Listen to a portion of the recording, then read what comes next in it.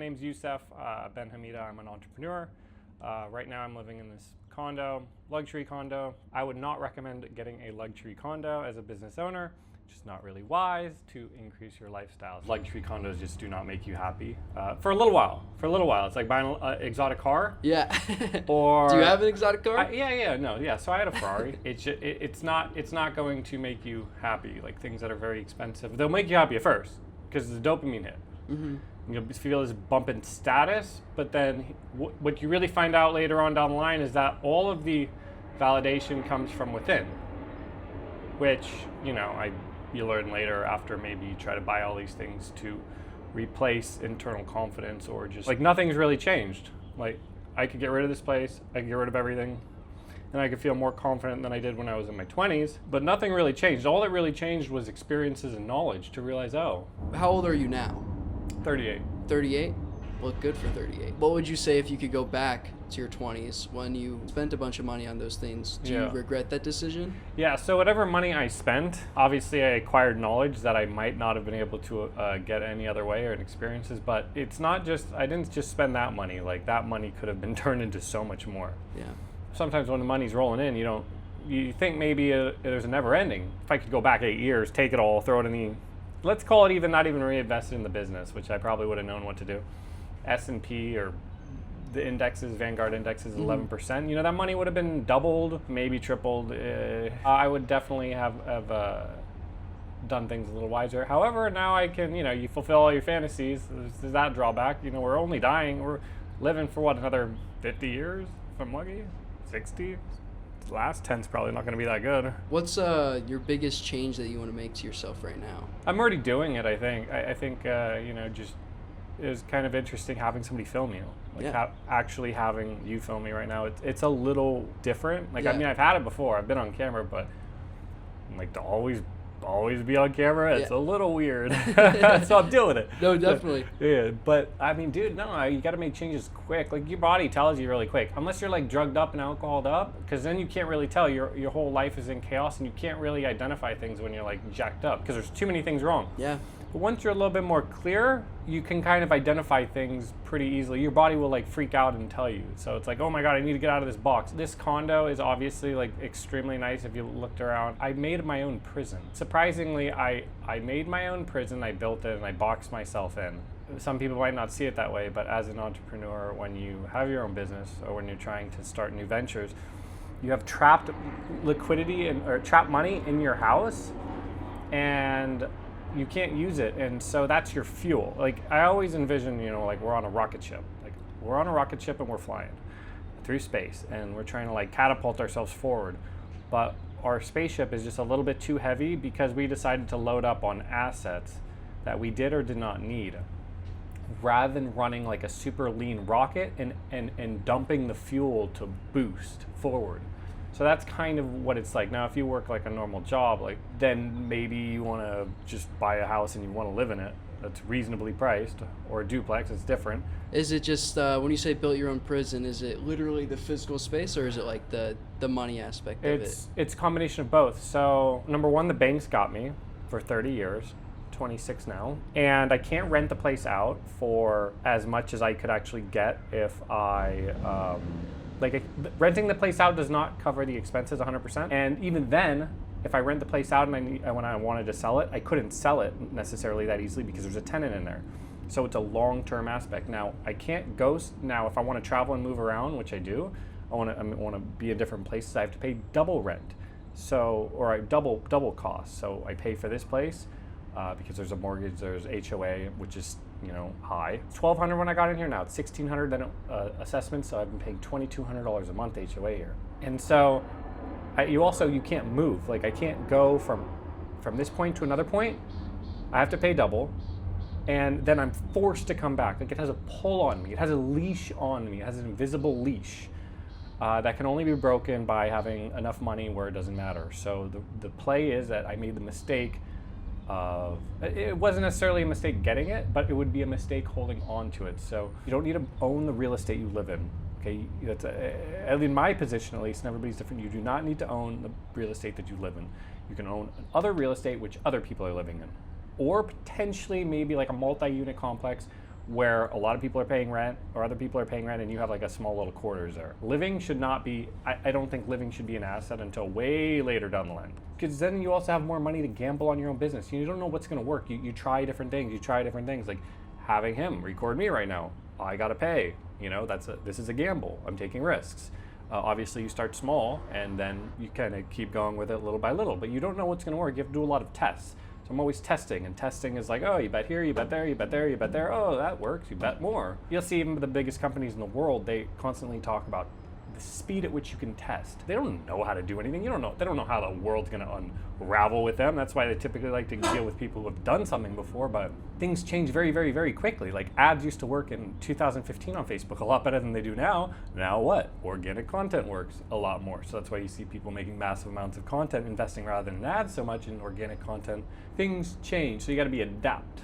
Do you have a background in marketing? No. What's your day-to-day look like? So I got my Microsoft to-do list and I have a calendar. So a lot of the times I'll leave the schedule blank because I literally don't know what I'm gonna do because I'm trying to figure stuff out because things aren't working. And I'm like, oh, I'm limited on resourcing, I'm limited on time, I'm limited on labor, I'm limited on so many different things, but I'm trying to make something big happen. And I'm like, okay, well, what can I make happen? Like, how do I make this happen like right now? Like, okay, do I raise money? Do I do this? Do I do that? So I leave my schedule for the most part very blank. Now today, from 10 to 6 right now, it says, I know you're here, roughly, unless we can't handle it, but we're gonna stick through, we're gonna make it through. Yeah. I'll just write video call recordings or video meetings that I have, or a tennis specific thing, but for a lot of the part I'm trying to think and figure out how I'm going to do something, how I'm going to put something together. Some of these things are very, very difficult I'm trying to put together, so I need time, space, and quietness to put it together in my mind before I kind of do it.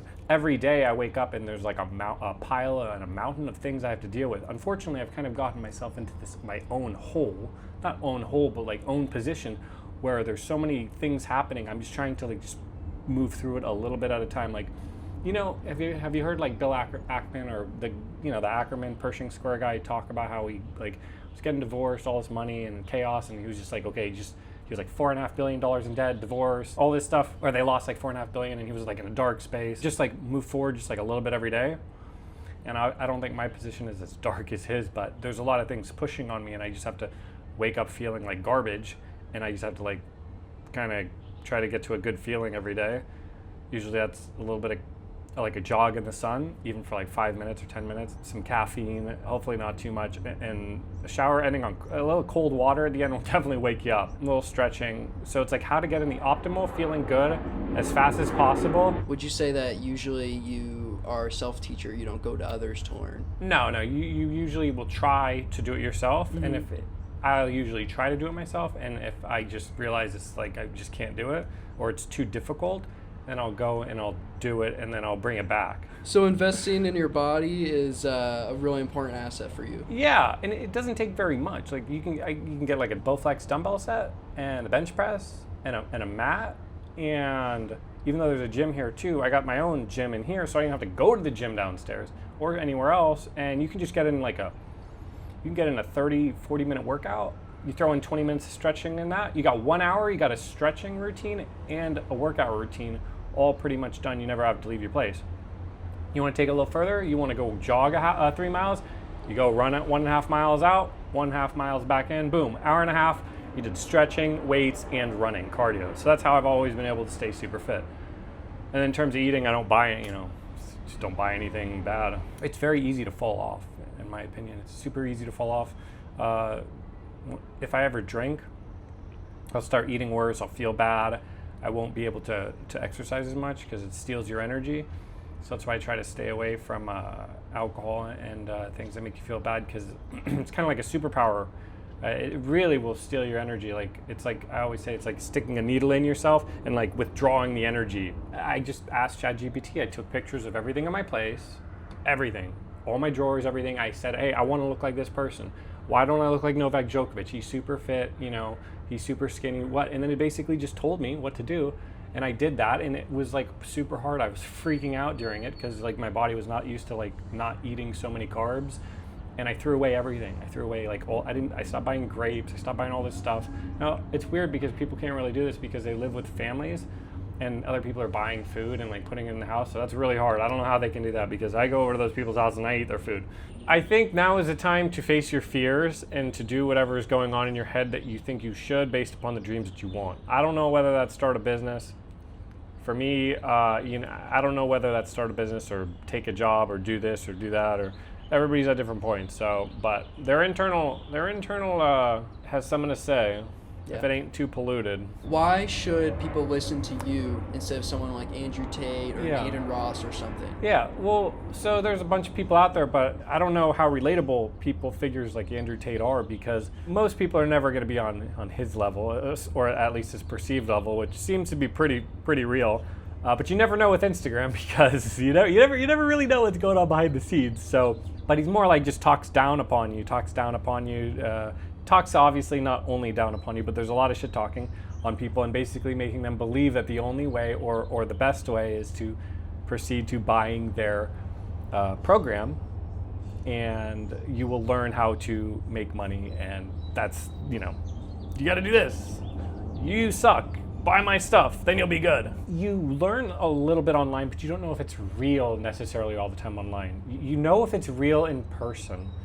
So a little bit more, you can kind of sense, oh, this is a little bit more real. The funny thing is that people online are selling stuff, but they're only, dude, they are literally selling how they're able to take people's money so that you can learn their system and how to take other people's money through stuff that almost in a way almost provides no value. It's almost just like, I did this and sold money, got people to opt into my DM, and I took their money, and now I'm going to teach you my same system on how to take people's money and show them the exact same thing in apparently a legal manner. So I mean, I guess it is fair business, but there's no real value being exchanged. Maybe in their system of doing it, maybe there is, but it's kind of a joke, some of it. You get what I'm trying to say? Absolutely, dude. It's crazy. I feel the same. It's crazy. It's almost like it's the scam to get ahead ecosystem. It's kind of you could say it's a scam. I mean, it just depends on what they're doing. But some of the times I'm like, hold on. So I'm going to pay you money to learn how you got me to pay you money. I'm going to pay you to learn how you got me to pay you. That's hilarious. So, and I just look what you're doing already to a certain extent and do that. But sometimes, you get some hidden knowledge. There is sometimes some hidden knowledge, but is it worth sometimes the steep cost of some of these things? Were there doubters for you when you dropped out of college? Yeah, dude, that was like, it's actually, that was really hard. That was, no, everybody, that was like, nobody thought I should do it. My mom wouldn't talk to me for a long time. It was definitely one of the bigger fears. I had this girlfriend at the time. I told her, and she's like, oh, you should do it. So I did it. And that was like, I had no money, no support on the streets, but I knew that it was a busted system before. I already knew it. You kind of already feel internally, because I was like, I wasn't in control. I was being pushed. Like, I was being pushed through a stream that I never chose to, or I thought it was the right way. And then I realized, oh, I shouldn't be here. Personally for me, because it just didn't have my attention. I didn't want to go to class. I never studied. Why? Because it didn't stimulate me. I didn't want to be stuck in a classroom. It's like a Montessori school. You're not stuck in a chair. You go around and you move around and you learn. So you've been there where you're on literally nothing. Nothing. Like there's nothing. There's nothing to pull from. Like there's nothing. It's just you. Yeah, there's nothing to pull from. When there's nothing to pull from, you said that you had went and sold something to a business? Or? Yeah. Well, talk more about that. I realized there were limitations. So when I was growing, I made like some products, and I went to 21 different dispensaries in San Diego, and I made my own brand. I ended up buying something I couldn't get rid of. So I turned it into like an edible. I branded my own name on it. And I went to 21 different places, and like 5 places told me no, or no, all the places told me no. And some of the places said it was the worst tasting thing ever because I made it really strong. And then there was one place, I got out of the shower, I got a call back. Person said, who I'd just given some like sample to, they said, hey, the owner tried it or had somebody try it. They said they'll take everything you have. One call, they took everything I had. I was able to make a big profit. Everybody told me no, except that one call, and then boom, 20 places told me no, and one place said yes. And so I realized, so after that was over, I realized, okay, I can't like ship stuff over state lines. Like I saw like the dead end. So I'm like, hold on, I made my own brand. I was able to move something. I'm like, I think I could do this. And then I could do this legally. You know, over the course of a lot of time, I figured out, I could just make my own brand, make my own product, and then I could ship worldwide. Like, I think some people are attracted to the gray area market, and I think it's just because of the rush, and they're addicted to not going fully compliant and legal. But you can't scale a non-compliant business without assuming more risk. What does your product actually do? I'm just there's a variety of them. Yeah. There's sprays, there's different additives. You can't really put all things in one bottle sometimes in such concentrations. It just won't, some stuff doesn't go together, so you have to separate it out. Just a combination of things. It's like if you go to the supermarket and you look through the aisles, protein, more carbs, more sugar. You see there's a million products in the grocery store and like different applications. I have like 15 different ones or 17 different ones or something. So for the plant-based business, from the weed business, did you learn a lot about business and it carries over, or? Yeah, I mean, you learn things along the way. Yeah. I mean, I don't know if my brain was fully developed when I was 22. So, they say your brain develops at like 25. Yeah. So yeah, probably because that, a lot of interactions. Like I remember I met this person at this one dispensary, and I hung around with them a lot because they said they made $1 million in a year, and I was like, whoa, $1 million in a year. I didn't know of anybody who had made $1 million in a year. I never really got to hang out with them. So even though they were in the gray market, I still hung around with them, and I was like, wow, that's so much money. $1 million in a year is like insane. I'm like, oh my god. Now $1 million in a year is definitely a lot of money. But I've definitely seen people who have done a lot better. Are you in any stores, or is it fully online? Yeah, so I've been in like 600 stores, but that industry is not as popular anymore, the hydro store industry. I don't know how many were from Walmart, but Walmart's sourcing department came up to me, and I just laid it down as best as I could with telling them who I am and saying, I'd like to be at Walmart, and so they ended up giving me an invitation to visit them at their headquarters in Bentonville. So I met with them, and it was kind of like a supplier development sort of thing. And so I just basically learned their system, and I've been really, really pushing and trying to get all my stuff into Walmart. It is not. I'm telling you, it is one of the most challenging things I've ever faced. Basically, without meeting them and going out there, it would be physically impossible for me to be able to progress. You can't just like sign up and contact them and try to get in. You have to be connected or know some people from the inside that are kind of helping you. Have you ever played an RPG game? Yeah. Let's say you're playing Zelda Ocarina of Time, and you run into, in the game, like a code on the wall, but you can't read the code, and there's no manual. You're not going through. There's no chance. The person on the inside kind of like the manual.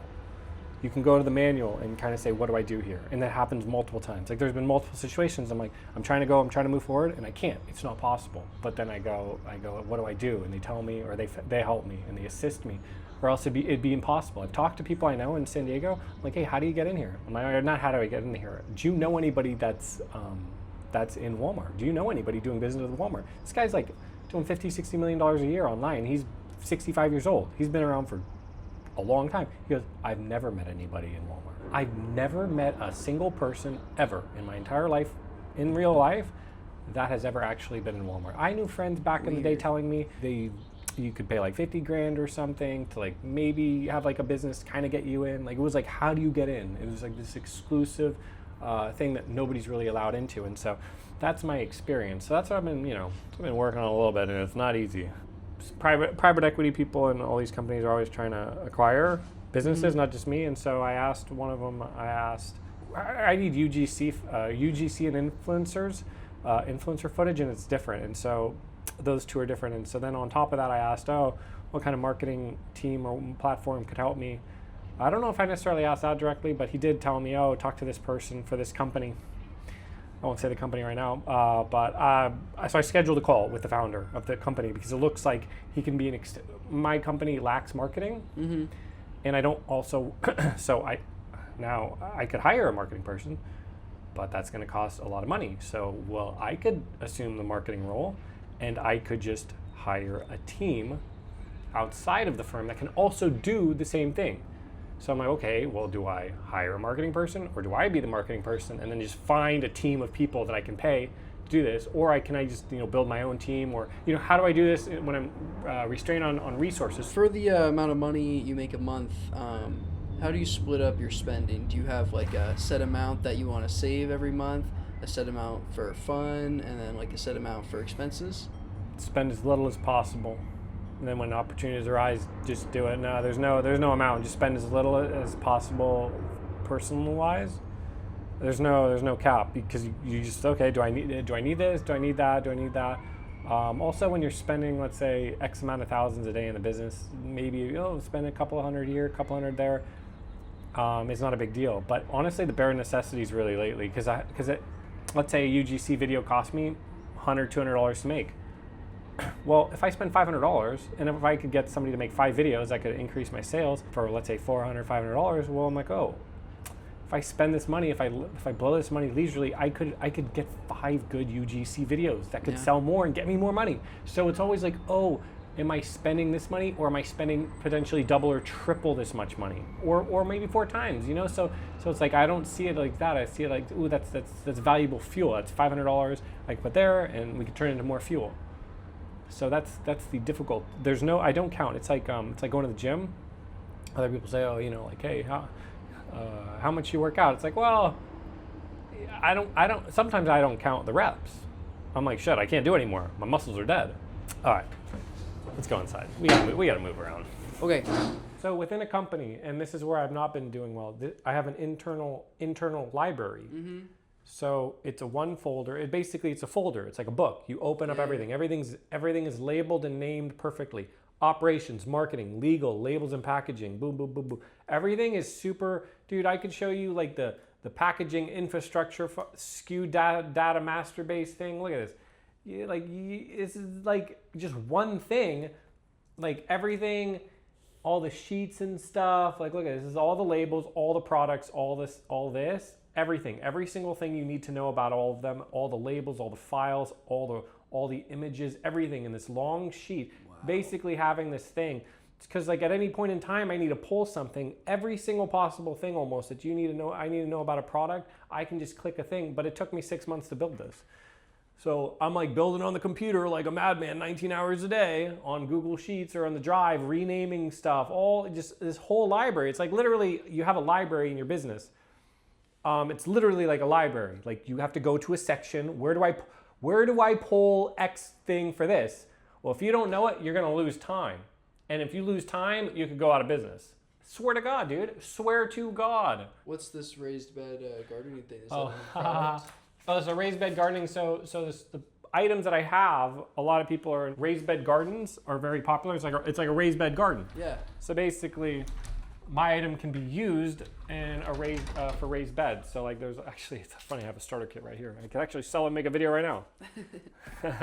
But I don't really know what to say. Like I'd have to like script it and better sell it. I don't exactly know. But like this is a starter kit. So it's fertilizer, nutrients, people can mix it with their and feed it to whatever they're growing in their raised beds. Yeah. Your stuff will grow like magic. Uh-huh. Guaranteed. So anyway, this makes your lawn green. Then you got like other stuff. Here's like some other items. Those are from other companies. Some of the original bottles I have from like back in the day. Yeah. These are original. OG. But it's totally changed. My label has totally changed. If you guys see it, it's super. But yeah, I just have like a lot of random like experimental stuff I have. Do you have an age you want to retire at? Nah, I'm not gonna retire. Because I've already done it. I've already retired. Yeah. Like no. I mean. No, like you own yourself. No, not to say I've already retired. Like trust me, I still gotta work right now. Mm-hmm. Like I gotta work. I gotta do stuff right now. But no. Like I've taken years off. Like I took like 3-4 years off. Bought a car, bought a Ferrari. Partied, whatever. Played tennis all day. Was that in your 20s or more recent? 29, 30 to 33. No, I did it for years and dude, I can only play so much tennis. Like, dude, like I can only hit so many tennis balls. Like my arms started hurting, and I'm like, all right, well, what should I do now? It's like, well, Then you start looking at other people's lives or thinking you haven't reached your potential. There's like diminishing returns on money now. Now that I'm like, okay, now I don't want to spend any money. Now I don't necessarily care about money that much. I spend so little on food because all the food that I have is like lean, like legitimately, like bro, all I eat is like chicken, some fruit, and like some salads. I literally spend like $100 a week on food. And that's how I say like super lean. It's like, okay, well now I'm not spending any money. If any more money comes in, I get like less of a feeling of goodness. Like I could make $1,000 right now. And I won't feel it. Whole lot of data of the success rate on the whole marriage thing these days. So, I don't necessarily know. And it seemed to, dude, I don't know what to do there. Times have changed a lot. I think it's not like when it was like 2000 pre-social media. Plus, I'm at the age like the girls that are my age, like. I'm not like super attracted to a lot of the girls that are my age. I'm not a buyer right now. I'm not a buyer. I wouldn't be able to do this. Like if I had a girl and a kid, I couldn't do this either. So I mean, bro, the only thing worse than being stuck in like some expensive yacht or some expensive plane or some expensive anything that you're tied to, bro, would be a girl, but also the kids. I can't sell the kids. I'm with you. I was just talking to my buddy actually. I was like, oh, I can't sell your kids. I can get rid of everything. I could live on nothing. I could get a studio for $1,500 a month. I could have, buy like a Toyota Camry for, whatever. I have a great, minimal expenses. Whatever way you're paying for your car or anything you have to do with your car, it's not just gas. But there is a percentage of personal use. So you don't necessarily do it per time. You, like I said, the entire allotment per year. And then there's a way to structure it. It's actually you basically end up writing yourself checks for 70% reimbursement. Dude, I got audited in oh my God. Dude, I got audited like in 2017 I got audited, dude. It was like the worst thing ever, dude. Oh my God. A girlfriend broke up with me. Business went sour and I got audited by the IRS. I didn't know how much I was gonna owe them. Dude, it was awful time. Awful. Does not get much worse than that. Were you like fucking with your taxes doing some sketch shit or? No, I didn't really like have things as in order as I do now, so I didn't know how much money I was gonna owe. Yeah. So I didn't know if I was gonna owe them. I didn't know if I was gonna be able to come up with all the receipts. They wanted every receipt, every invoice for a guy going back for the past 3 years. Wow. And then on top of that, if it was like with not within like 25% accuracy, they could go back an unlimited amount of time, your whole life. And so I had to go to like these banks. I had to go to all my banks, go to all these old accounts I had closed, and get all. Dude, in one letter, they basically said, give us every single financial document and every invoice ever produced in the past like 3 years by you. Just one letter, they asked me that, and I had to go spend like months, dude. I had to hire like team. I ended up not owing them that much money, but like, dude, my whole team, like everything, like the whole thing. Yeah, it cost like maybe $40,000 in total because I had like a CPA team helping me. So when I was 25, I'll just tell you, I was 20. No, I was 20. I was 22 when I dropped out. I think I had like $3,000 like to my name. I had $3,000 literally. I was living in this one bedroom apartment and I was growing, and I met this dude at a gas station. He was driving he had a brand new M5. Brand new M5 back in like. You were probably BMW, like 7, right? So that was like my dream car, and this dude had like Italian shoes, dressed all nice, and I had a 5 Series, so I had the same kind of car, but he had a new M5 version, and dude, he had a flat tire, and so I walked, and this is like pre-social media, like dude, so I walked up to him, and I said, hey, let me help you, and he's like, and I tried to help him with his flat, and I couldn't, like my tire wouldn't fit his. The 5 Series, the 528i tire wouldn't fit his, and so I drove him to the tire shop. But this is before Uber. So I said, I'll take you to the tire shop, and so I took him to a tire shop to help him fix his tire because I wanted to know how this dude had an M5 and looked super wealthy. I was like, oh, I want to be this guy. And dude, he went to the tire shop and he opened his wallet. He had $3,000. I'm like, oh damn, this dude has oh damn, this guy had $3,000 cash in his wallet. I had $3,000 to my name. So dude, no joke. I literally hung out with this dude after that for like the next year or two. Swear to God. And he was probably like the dad I never had at the time. But dude, I learned everything through this dude. He's a business owner in San Diego, and he was my age that I am now. Wow. Swear to God. I swear to God, this is gonna make you blow your fucking mind. I got the same life he had. Yeah. How crazy is that? And this is like, he was 36 at the time. I think he was like 36, 37. But I ended up getting the same life he had. Literally, like the stuff he tells me about, I'm like, oh, you know, all this stuff is everything like that's happened to me. Yeah. So, thing about having a warehouse, manufacturing warehouse, is, and I'll tell you, you gotta have spare shoes in the trunk because the place is dirty. It's like we manufacture stuff, so it's like, and so if you don't have spare shoes, and I learned this a long time ago, especially with like fertilizer, dude, everything's gonna get dirty. Like I wear shoes in my place, like in my car, so I always put in spare shoes. Okay, hold up. Yo. Hello. Hey, FYI, everything is being filmed right now, so if you don't want to end up on the internet, you don't want to end up on the internet? I don't have any problem with that. Okay, all right. Well, I'll get back to you in 2 seconds, but you don't have any problem being on the internet? No. Great. Okay, so yeah, we got a lot to talk about. Yeah. So yeah, this is the label control room. Beautiful. We'll talk more about it.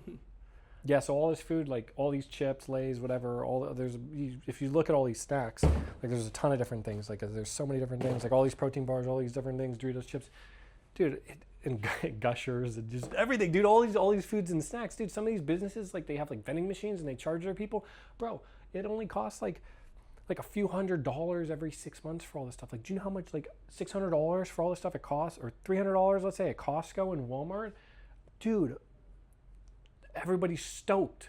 I could live here. Before I was like I don't want to have my business in a state that I wouldn't want to work there or live there. Yeah. Which it has been. I'm not gonna say it never has been, but I was like, it's got to be habitable by at least the owner. So where's is Sergio here? Is Ivan here? Is Sergio here? It's an automatic filling line, automatic bottle filling line. Oh, so very cool. I'll walk you through it. It's okay. So I made my very first bottle by mixing it on my own in my own bathroom in that condo, and I bottled it by just tightening the cap. I learned about induction seals, and I tightened the cap, and then I learned about induction seals, where you put it over the thing and you press a button, and then you turn the cap. So I learned everything about how to make a fertilizer bottle by literally doing it by hand, manually, with one. And then obviously you need more and more and more and more and more. So anyway, I ended up, and this in particular, whatever, I'll say their name. This is an Accutech filling line. A lot of the stuff on here is Accutech. They're a company locally based, and they make this stuff, and it's USA made. And so this labeler alone cost me $110,000. But I had actually attempted to buy, back in 2017, I bought a filling line from China, and I paid like $60,000 for like the entire thing, but it didn't work. The guy flew over, the owner of the company, dude, it didn't work. It was such a nightmare. It didn't work. I don't even know how much money that costed me.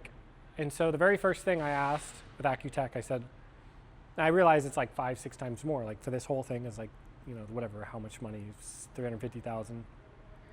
And there's some upgrades on it. I asked, does it work? And they said it works. And I said, okay. Well, I don't think I think I might have been able to come close to buying actually a lot of it. I didn't at the time because I bought the fucking Ferrari. $136,000 I could have put for buying some other stuff that could have made me more money. Yeah. So that's why I'm like, oh, well, are there other better things that you could do than buy an exotic car? And I could have made more money cheaper. I would have lowered my labor costs for a very long period of time. So it wasn't just the cost of that Ferrari, it was the cost of me getting better machinery to have replaced labor costs for a long time, like that, you know. So But it worked. I bought this $110,000 labeler and it worked. It works, it works, it works, it works. You can't buy like some of this stuff from China, like sensors, like all these sensors are very fine tuned, it's super close. And also if it goes wrong, who's gonna service it? Nobody's gonna service it. I had to take this machine. It didn't work. Something broke on it. The auto induction sealer, it's a heat sealer. And it wasn't working. It broke and nobody knew what to do it. And I had to, like, it was going to be too expensive and it was too difficult to have them come down and service it, which they normally do or do video calls. So we packaged it up, dude, and I got it done in one day. I got the U-Haul, we threw this whole machine in the U-Haul. I drove up to them, dropped it off, waited, ate lunch, worked on my computer. They came back, it was $4,200. I paid them, got the thing back, dropped it off at 7 p.m. at night, returned the U-Haul, finished at 11 p.m., so started at 9 a.m., 8 a.m., did this crazy mission, driving the thing up, got it done in one day. Everybody here was blown away. You can't do it with a machine made in China. So the servicing of these machines is like the most important thing. So like even this thing, do you know what this big thing does? This really big thing? Dude, it feeds the caps. So the caps go in, and this thing feeds the caps onto the bottle. And then this tightens the caps, and then that thing seals the foil that it's on it, and then this tightens it. So that's a tightener, and it seals, and then this retorques at the end, because after you put the cap on and you heat seal it, after it's tightened, it will loosen a little bit, or something needs it needs to be reapplied because the seal doesn't quite do it again, so it needs to be retorqued. So it's usually like you have the cap, you put it on, you tighten it, you seal it, and then you tighten it again. Well, this does it automatically. So you learned all this stuff through trial and error. So this information you're giving people, it's valuable. So I learned it all through doing it myself. Most of the stuff I did myself, and I learned like the things that could go wrong. Yeah. There's no other possible way that you can learn, because it's so finite. It's a finite detail. If one thing gets messed up, like look, if the thing doesn't seal right and the induction seal's messed up, people will think that it's been tampered with. Let's say hypothetically. So if your seal isn't working, and now you made 100,000 bottles, and let's say hypothetically you were dealing with a big retailer, and it got to a Walmart or some whatever, and you made 100,000 bottles, and you maxed out your lines in order to be able to make that product, or let's say whatever, and then you got a return. They made you take the product back because it was defective, or something you did was defective. Well, bro, that could put you out of business, or do you know how difficult it is to redo the induction seal of a bottle? It's almost you throw away the product. You have to literally discard the product. So the cost of the production and the product is almost a loss, because in order to rectify and refix the product, I already know, because it's literally, it could put you out of business. So you have to be able to make sure, like, hey, did you check this? Did you check that? Did you check that? Did you check that? Did you check that? So yeah, if you take a look, there's this is how we've been organizing the product. So I think all the raw materials are over here, and then there's like finished product over here, finished product, finished product, finished product, finished product, shipment going to Amazon, mixing totes, holding totes. I forget I'm on mic. It hears everything I'm saying, even if I'm far. Mixing totes, raw ingredients. So you can't put the bottles up in the racks in here, because the rating and the fire of the building is like ESF. You need the sprinkler system and like the rating, and it's not high enough to where you can put bottles on the rack. So the bottles have to stay on the floor level, and so we don't have enough space. So we have to take the bottles out every day. So that's why I try to convert it into product as fast as possible, because then once it's converted to product, we can then palletize it. If not, you just have a bigger place that would cost more per square footage, and it's just better to just not buy so many bottles and then convert it as fast as you can to finished product. If you have an ESFR sprinkler system, brand new, it's called ESFR, or like a very highly rated sprinkler system. You could put like plastic bottles high up, and you could do a lot more stuff in terms of the fire codes, but it's super expensive. It usually comes with newer buildings, or upgrading that would just be like such a tremendous cost that you just have to figure out how to make it work. Especially like this building's probably like 30 or 40 years old. Still a great building, but like if I ever let's say I had this old building and it was mine, and I had money to spend, I'd probably have to do a calculation if I just wanted to upgrade the entire building sprinkler system TSFR. I don't even know what it would cost. It would cost like crazy. It would cost like a crazy amount. But this is like stuff you have to normally deal with. You know, other items that you have to deal with is like waste. Dude, getting rid of the waste effectively too is like a huge ordeal. Like how to get rid of like empty drums, all this stuff. Keep the warehouse clean. It's like, dude, there's just so many processes and things you have to like figure out how to keep the warehouse clean. So you see it clean as it is right now, but this is not what it was like before. It was a mess. It was a mess before. So, you know, boxes, we got boxes, bottles. I mean, just basically raw materials, boxes, bottles, mixing stuff, final product, blah, blah, blah. Comes in, turn it into product, store the product, sell the product as fast as possible, repeat. Remove the clutter, efficiency, blah, blah, blah, blah, blah. Oh, Efren. My name is Efren. Efren? And my job here is basically I do, from production, the shipment, everything. Yeah. We create the chemics here. So. How long have you been here? A year. One year. 1 year. Yeah, but I've already like know how to work the machine. Yeah. It's been pretty cool. Boss it's a cool is pretty job. chill? Oh yeah, it's a pretty chill. It's a pretty Yeah. chill job, to be honest. But it's pretty cool because like you get to work with a lot of chemics, like with acid, fucking phosphates. So Yeah. right now we're gonna come up in a season that is gonna be pretty. Is it Pretty busy. spring, like busy season for the plant Yeah, business? because that's when sun is out and plants are. Yeah. That's what the plants. So use. winter is like a slower season, less movement. It's not. through the It's warehouse not. and It's not stuff. that. But still, it got good the last few months, but right now it's getting hot. Yeah. It's gonna get pretty. It's gonna get pretty good. Pretty good. Yep. And the only hard part is the making the totes, Mm-hmm. because it's usually gotta be very careful, not mixing nothing that it's, because if you make a mistake, it's gonna be. Expensive to fix. Oh no, it's very expensive. Yeah, I think it's. Really, it's probably like over 10K each tote. Wow. Yeah, like the golden tree is it's one of the expensive things to buy. Damn. So who's like the typical buyer for these kind of products? Guys that are gonna grow plants. It's basically Yeah. outdoor, indoor plants, and we try to help you guys to have the best quality and just help you guys out on everything. And actually, we've been getting a lot of orders, so they like it. Yeah. And we put a lot of love in it. So, so this is wait, Yeah, because just keep it with you. oh, Yeah. he's Hi. the Amazon guy. What's your name? My name is Francisco. I've been here for 8 months. What- I'm in charge of doing all the morning orders for Amazon, Walmart, and all the website. Website orders. Also, we keep all the labels, keep track of it. Oh, labels. He's the label guy. Yeah. If you want a So- label, you need to go through him. He's the one. Yeah, so it's nice to work here. It's pretty nice. Coworkers are It's the best.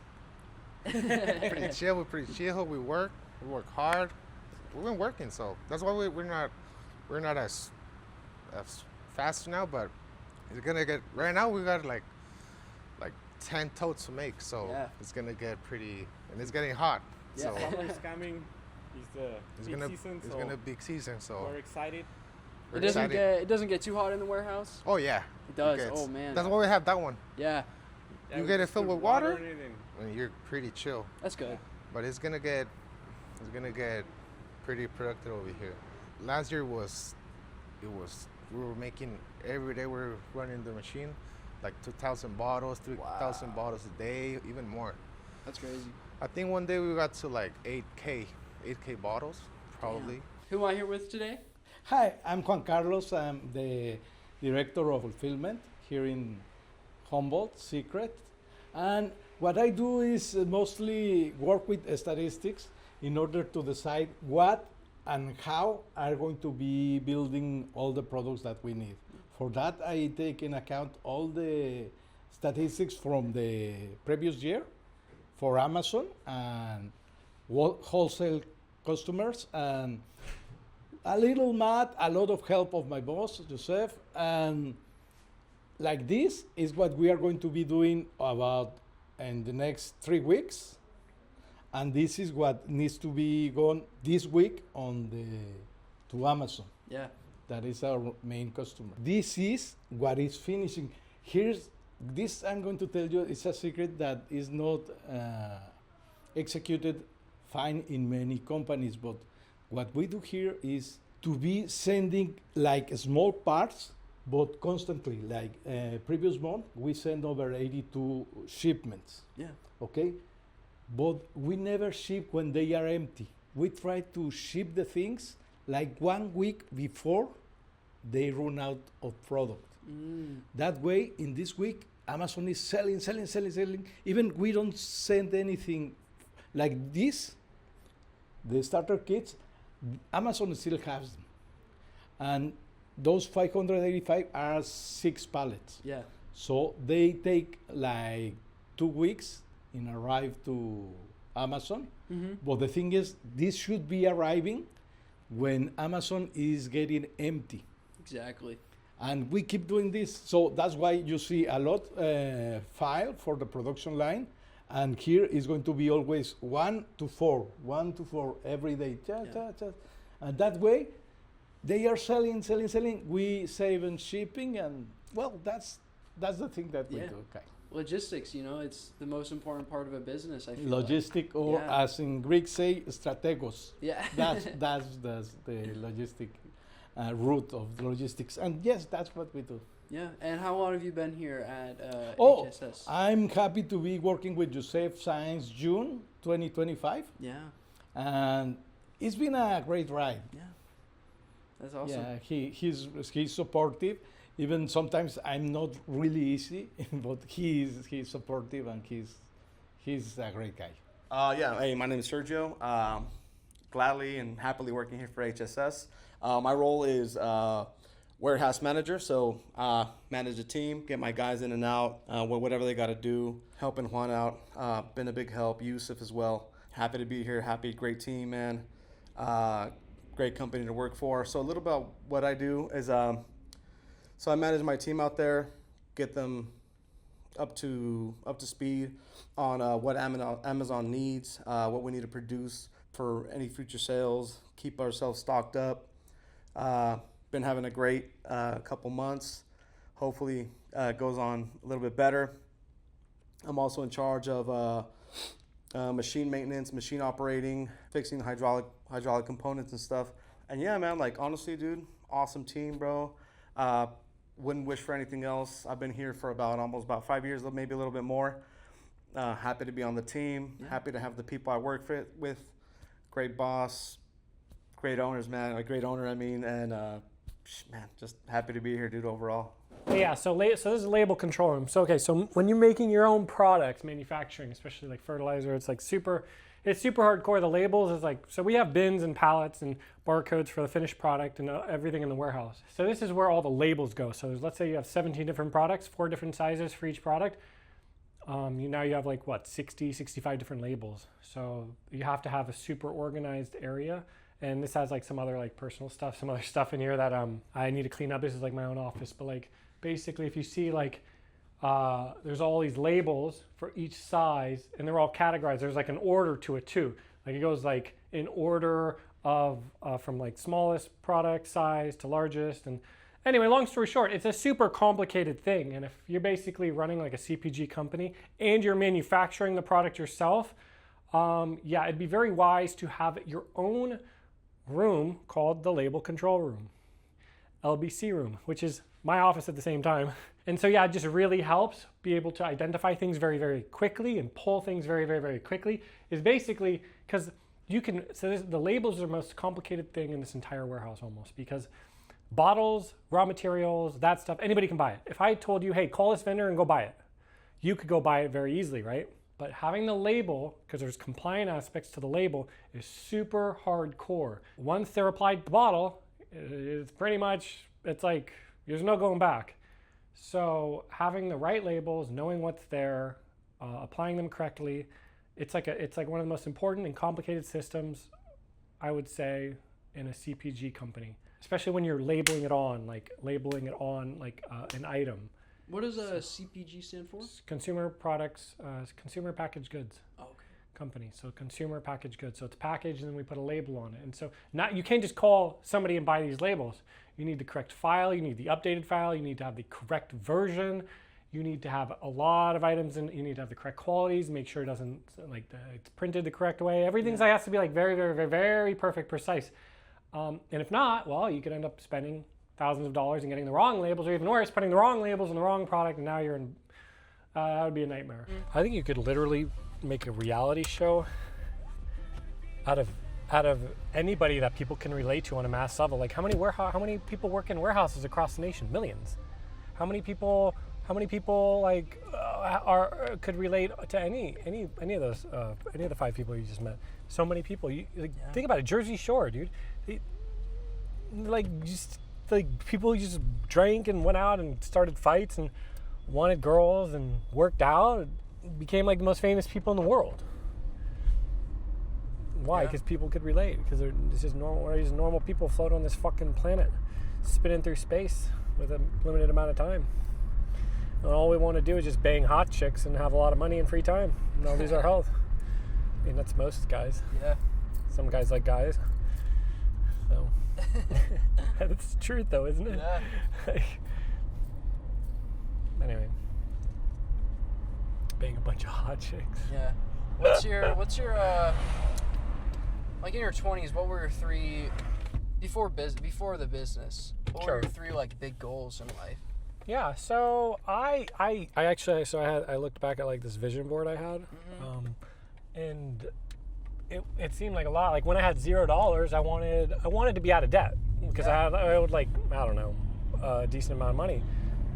And then I got out of the debt, and I wanted to get out of debt, credit card debt, student loan debt, and have $100,000, and I did it. It took me like a couple of years, but I did it. I did it by paying off the debt like $200 a day. I just paid $200 a day every single day, and maybe sometimes I made like larger payments, but.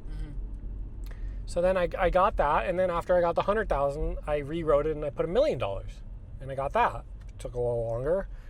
Of course, we're talking on paper. Could I have sold the business for $1 million? Yeah, I could have sold the business for $1 million at some point, but I don't know how much the tax implications would have been on it. But I usually put like tennis. I wanted to have like be like a certain level tennis. Wanted to have like good tennis. When did you start playing tennis? Most of the tennis I started, I was when I was 18. I played a small amount when I did play a little bit when I was younger, not too much. Yeah. But I mostly got really into tennis in college. I literally routinely think, man, whoever works in and out, like that is like one of the hardest jobs. It's got to be one of the hardest jobs. I even tell the people, I know the people at the warehouse, they work. But dude, it is definitely not as difficult as In and Out, because In and Out, the customers are constantly coming. You guys are just like bees flying everywhere. It's crazy. It's like this hive that never stops. It's insane. I'm watching the people do the potatoes. It's all like done by hand. All the burgers. It's insane, dude. Like anybody. So when I saw your resume, I saw that In and Out thing, and immediately I thought, oh, this dude worked at In and Out. That's super hard. I was like, this dude worked at In and Out. I didn't look for how long, but I was like, man. I was like, he's definitely, that is a tough job. Like, I would not want to work at In-N-Out. And that's why they pay so good probably too. But, dude, that is a very difficult job. It looks like very, very difficult. The business is kind of archaic. They're not growing locations. It's kind of just like maintaining. Well, so here's what they are doing. Our CEO, Lindsay Snyder, she wants to expand in the Midwest, but like, the issue is quality control. We don't want to be, because our quality is really good. I'm saying I still work there. God. Quality control at In-N-Out is like better than any other fast food place in my mind. Yeah, but dude, she's just maintaining. Like, it's not that hard. Yeah, I've already heard that aspect. Dude, the family, she's like the heir to the throne, right? Yeah. Yeah, she's the heir. She's not a CEO, dude. She's the heir to the throne. She's not like a CEO. No, she is the CEO. No, but I mean, she's not a CEO. She's the CEO, but she's not a CEO. Like, you're 100% the Taco Bell CEO could get in there and destroy it. Exactly. The reason why is because it's family. It was family owned. It was like inherited by them. They're just maintaining. She doesn't want to mess anything up too. Yeah. They probably have like the crazy funds. Like once they start growing, they'll go in the negative. If she makes mistakes, whatever. So she's like my mom probably. She's like if my mom inherited In-N-Out, she'd probably just maintain it. She'd probably forget to raise prices. She did. My mom buys real estate. She rents it out. She doesn't raise prices for 7 years. I'm not saying that's her, but trust me, if I was the CEO of In-N-Out, there would be a billion locations. it would be bigger, it would be huge. Quality control, what they need is they need to, that's like, how to get the meat and, get the meat in like the distribution centers, because they probably get like a local hub. Yeah, that's what they Local hubs, yeah, so whatever. But it takes money. You get a local hub, then you build all these restaurants. Now you're millions in the behind, blah, blah, blah, blah, blah. And then, she's content. She's just eating In-N-Out burgers. I don't even know what she looks like. She's just eating In-N-Out burgers, sitting on all the money she's got.